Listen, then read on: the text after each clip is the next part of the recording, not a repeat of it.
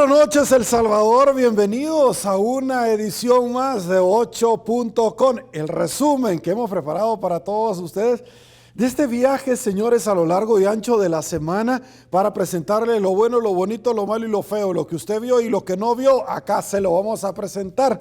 Y arrancamos inmediatamente. Antes, señores, por supuesto, hacerle la atenta invitación y recordarles a ustedes que si quieren lucir a la altura en este 2021, Classic 57 Barber Shop definitivamente es su mejor opción. Centro Comercial La Joya, camino al Puerto de la Libertad. Señores, si usted quiere lucir impecable, recuerde, una bebida por su corte de cabello. Señores, Classic 57 Barber Shop, su mejor opción.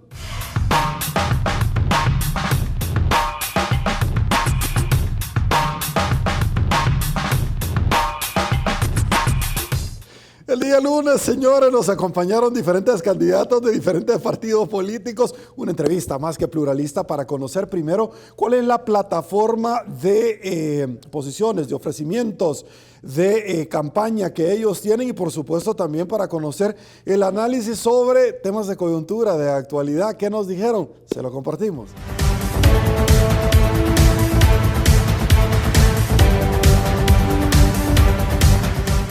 Esta noche en 8.com. Le damos la bienvenida a Héctor Mengíbar, Zulen Ayala, Juan Marco Álvarez, bienvenido, feliz noche, feliz año nuevo. El actual gobierno del presidente Bukele ha manejado la Fuerza Armada y cómo eso, pues a raíz de lo que sucedió el 9 de febrero, está trayendo estas consecuencias negativas y nefastas para todo un país, no solamente para su gobierno, porque nosotros siempre hemos tenido y mantenido buenas relaciones con el país amigo de Estados Unidos, pero desgraciadamente, como vemos un gobierno que no está combatiendo la corrupción, sino que la está fomentando. La cortina de humo permanente del gobierno está dejando de surtir efecto y se está viendo la realidad de un gobierno autocrático camino a la dictadura en El Salvador. Cuando el embajador Johnson empezó con su relación pública con el presidente Bukele, yo mencioné en un tuit que probablemente Bukele iba a ser uno de los mayores errores de la política exterior norteamericana. Creo que ya se está comprobando. Es un posicionamiento del presidente con la Fuerza Armada como pocos en la región y llama mucho la atención. Sumado o aunado con la falta de rendición de cuentas, con la corrupción, hay más de 20 casos documentados de potencial corrupción. Eso al final sí realmente provoca rechazo. El tema de Fomilenio verdaderamente fue una falta de previsión de parte del gobierno, no saben sumar definitivamente. El presupuesto que se ha presentado en este momento no cumple con los principios de equilibrio presupuestario. Entonces hay un problema de incapacidad, de incompetencia, pero también hay un problema de corrupción. Al final, yo creo que al no medir consecuencias, esto se refleja a nivel internacional de una forma que no solo un gobierno amigo como Estados Unidos va a decidir recorte de ayuda. Yo creo que también viene presión de la Unión Europea y muy pronto. Al final, realmente estamos, como dicen los colegas aquí, Zulen en particular, estamos por sufrir consecuencias el pueblo salvadoreño, con menos inversión social, con menos obra privada inclusive, porque mientras no se dé un acuerdo entre el sector privado y el gobierno, no vamos a salir adelante. Necesitamos un pacto de nación y sin ese pacto vamos en picada a una crisis profunda. Ya estamos en recesión económica. Posiblemente entremos en depresión si no llegamos a ese acuerdo. El día de ayer conversamos con dos ex embajadores de El Salvador en Washington y hablamos de la erogación que están teniendo de $250,000 mensuales el gobierno de El Salvador, y esto nos dimos cuenta por publicaciones del Departamento de Estado, pero aquella firma que inicialmente se había contratado y que el siguiente día se manifestó puntualmente por parte del gobierno que se había dejado sin efecto el contrato, hoy nos venimos a dar cuenta que es una de las 3 firmas de las cuales se le está pagando hoy por hoy.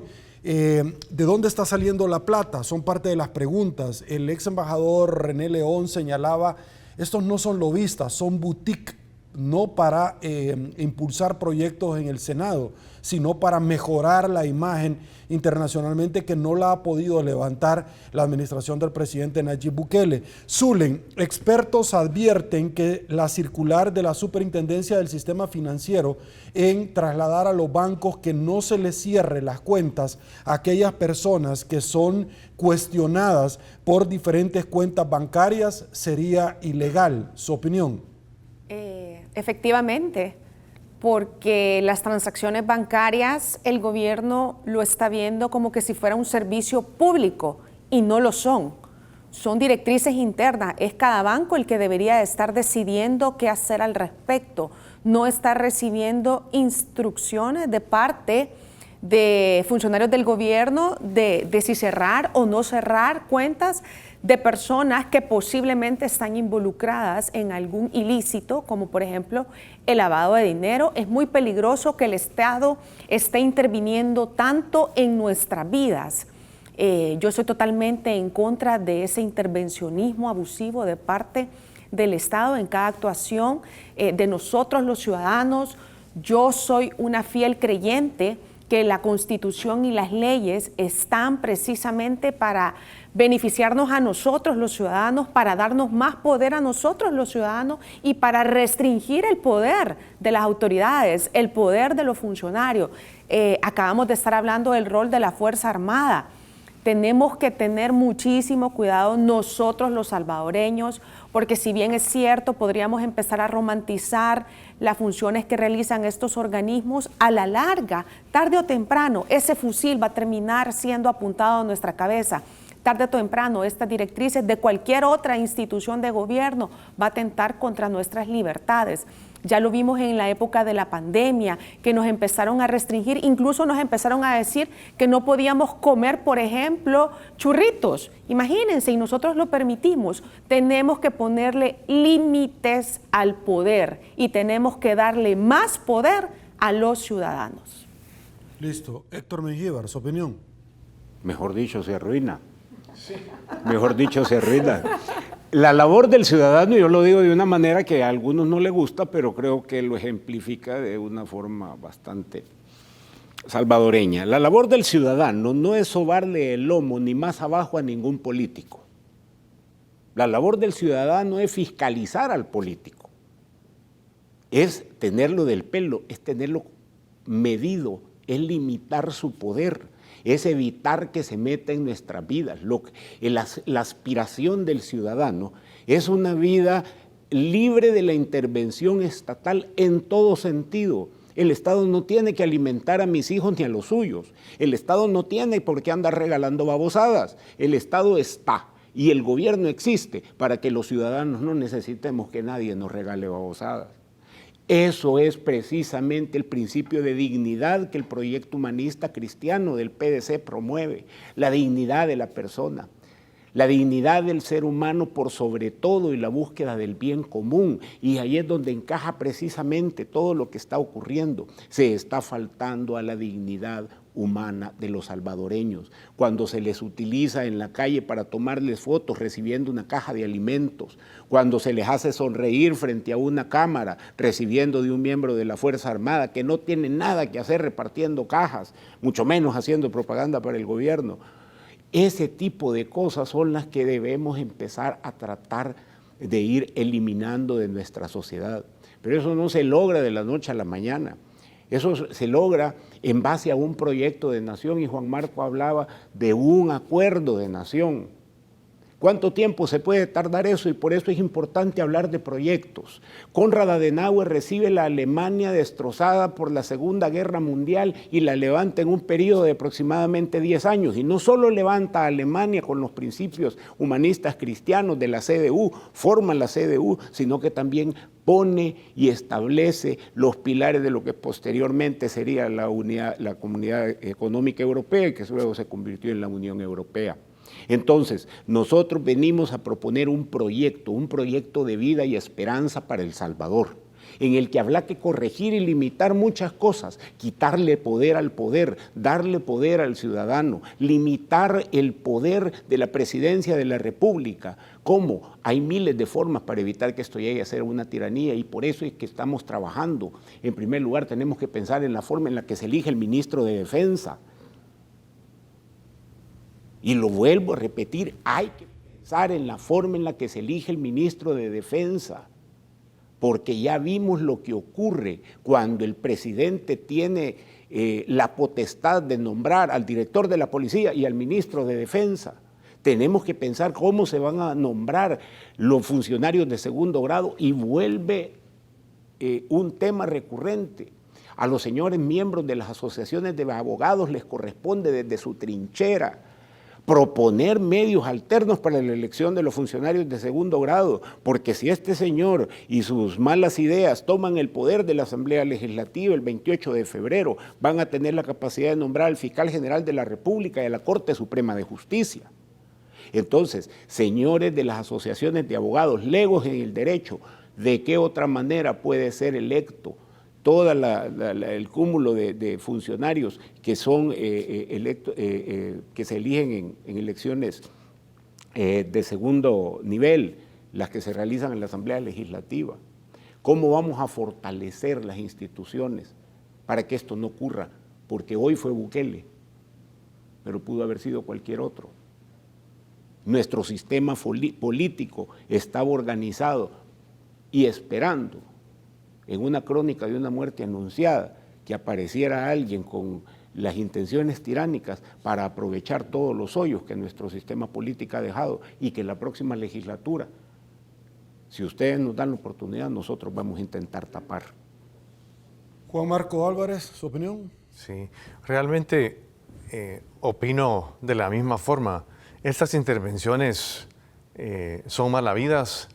No conviene que el Estado esté tan imponiendo de esta forma movimientos a la ciudadanía. Al final estamos dentro de un país con un sistema republicano relativamente nuevo. Nuestra democracia todavía está un poco débil, pero también hay un equilibrio de poderes que debe respetarse. Siempre lo mejor en análisis y política nacional en 8.com.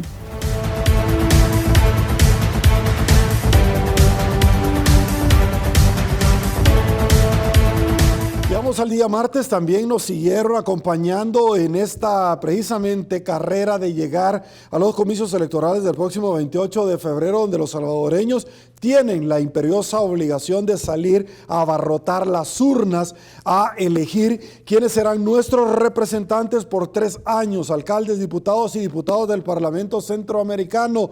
Por supuesto, nos acompañaron candidatos de diferentes partidos políticos que aspiran a llegar a un puesto de elección pública. Conversamos sobre la campaña, conversamos sobre propuestas, pero también sobre temas de coyuntura. Esto nos dijeron, se lo presentamos.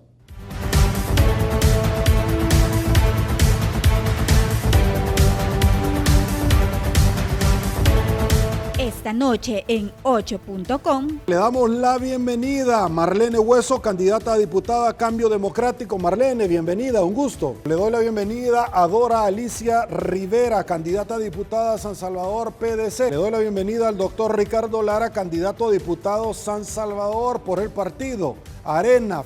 Le doy la bienvenida también a Luis Cuenca, quien es candidato a diputado representando al partido PCN. Luis, feliz noche, un gusto. Existe un proyecto de ley y existen diferentes estudios en este sentido, en el cual lo que buscamos es buscar la aprobación de la responsabilidad penal de las personas jurídicas. Y esto extensivamente, esto implica que las asociaciones, empresas e incluso los partidos políticos vamos a tener que ser responsables de las actuaciones que cometamos como parte de una persona jurídica. Necesitamos una reforma a todos aquellos delitos que no prescriban para que los funcionarios puedan responder por sus actos de corrupción. Creo que es necesario que todos y cada uno seamos responsables de lo que hacemos, de nuestro trabajo y de las malas decisiones para que en conjunto como PDC podamos salir adelante, porque ese es el principal eje de forma general, el PDC, porque siempre se ha manifestado como un partido de oposición. Mi propuesta va encaminada a representar al sector salud desde la Asamblea Legislativa y poder intervenir en el cambio y actualización del Código de Salud y dentro del Código Municipal específicamente lo relacionado al tema de salud pública desde el ámbito municipal. Este servidor cree que necesitamos entrar en un ciclo de educación. Todos los salvadoreños tenemos que centrarnos en este eje. Yo creo que es un eje común para todos los candidatos. Yo creo que ese eje es clave, Sergio. Yo tengo una propuesta para ese eje que la voy a decir ahora. Usualmente el señor presidente copia todas las propuestas que hago. Usted puede seguir mi Facebook y yo fui el que dije que el señor presidente tenía que declarar la emergencia nacional y al día siguiente la declaró. También hice un llamado a las Fuerzas Armadas para que las modernizaran, pero no para que hicieran una nueva Fuerza Armada, sino que para que las modernizaran, y aquí viene mi propuesta. Yo ofrecí que cada cuartel que tenemos en los diferentes departamentos o destacamentos militares se pudieran crear centros educativos para las personas que viven en lugares de alto riesgo y fuera un bachillerato gratuito militar, Sergio. Ya existen colegios militares aquí. Él habla mucho de su control territorial, que no lo conocemos. Esta mañana he estado escuchando que ha vuelto el tema del control territorial.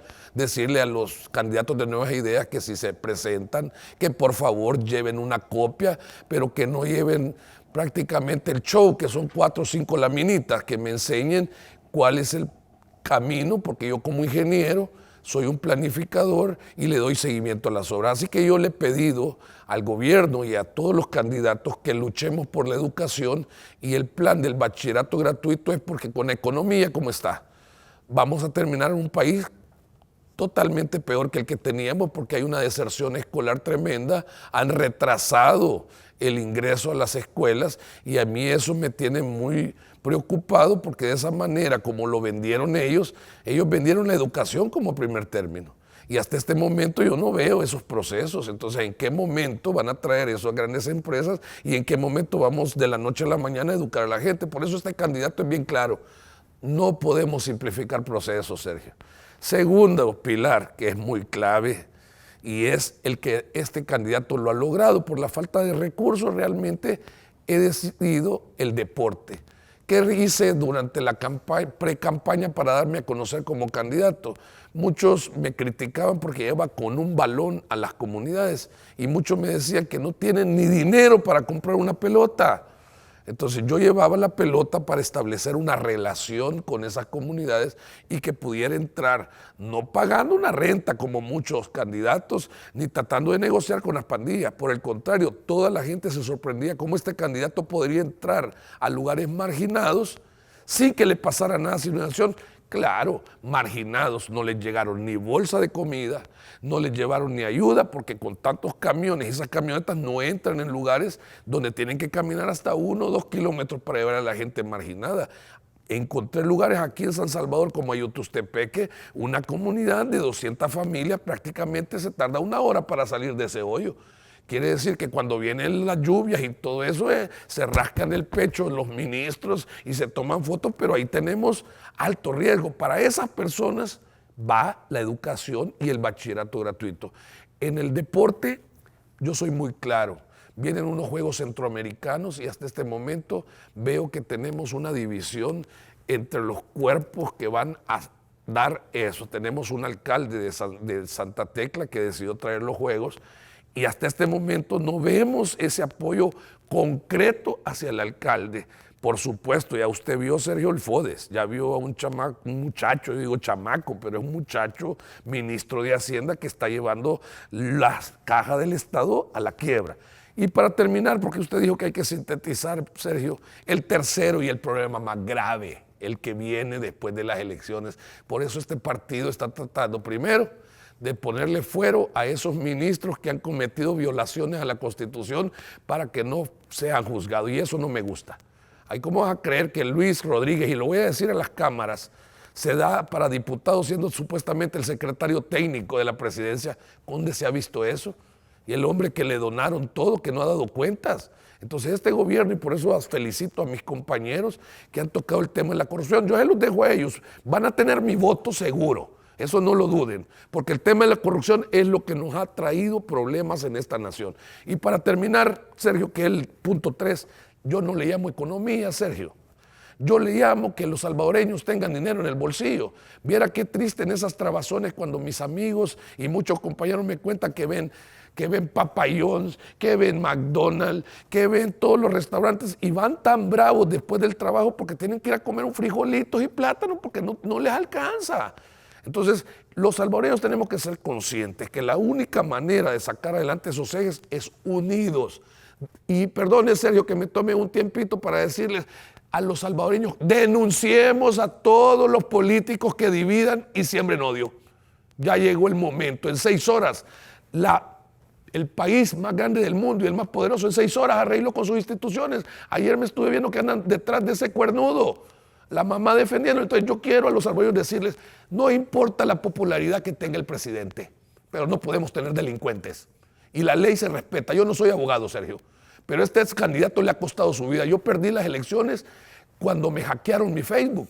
¿Y por qué no lo dije? ¿Por qué no está tipificado en el Código Penal? Entonces, ¿qué iba a quedar Cuenca igual que la prensa gráfica? No.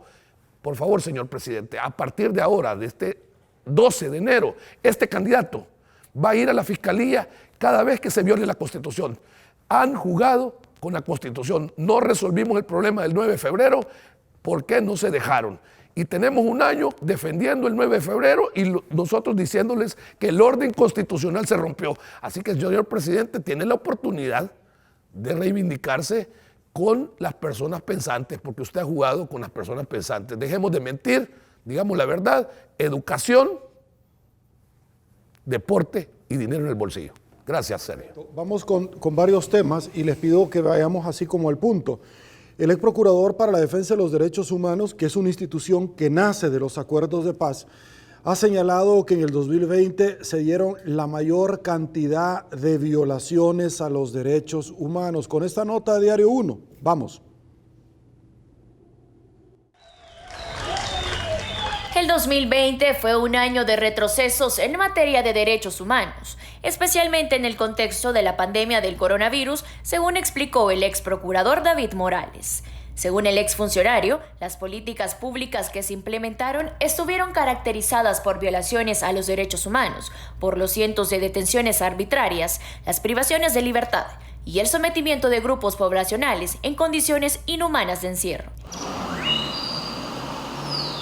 Entre marzo y julio del 2020, los salvadoreños estuvieron bajo una cuarentena domiciliaria obligatoria para contener los contagios de la pandemia.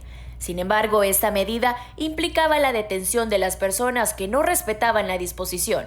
Además, eran llevadas a centros de contención instalados por el gobierno, donde expertos en salud señalaron repetitivamente que estos recintos eran un riesgo por ser un posible foco de infección.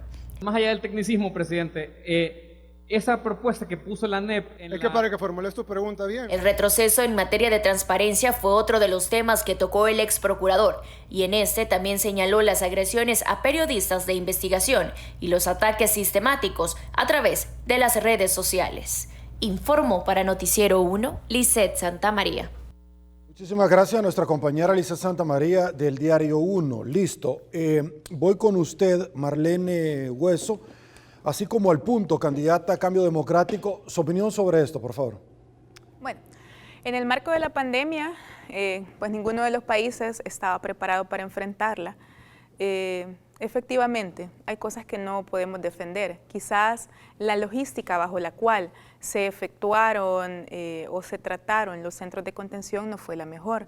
Yo incluso tuve la experiencia, no directa, sino a través de una amiga que venía ella de un viaje internacional de su trabajo, tuvo que pasar ahí 40 días.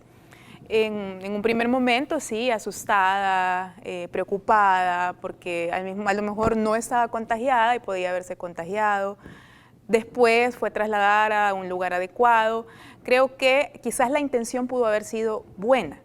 Quizás se pretendió tener un control efectivo del ingreso de personas que venían de otros países a efecto de no propagar el virus.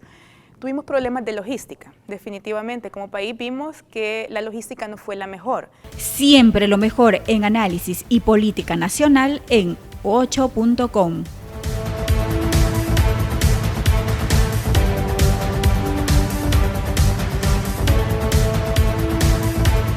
Llegamos al día miércoles, señores, aguanten un ratito porque queremos conocer con todos ustedes qué es lo que nos traen nuestros patrocinadores. Es importantísimo.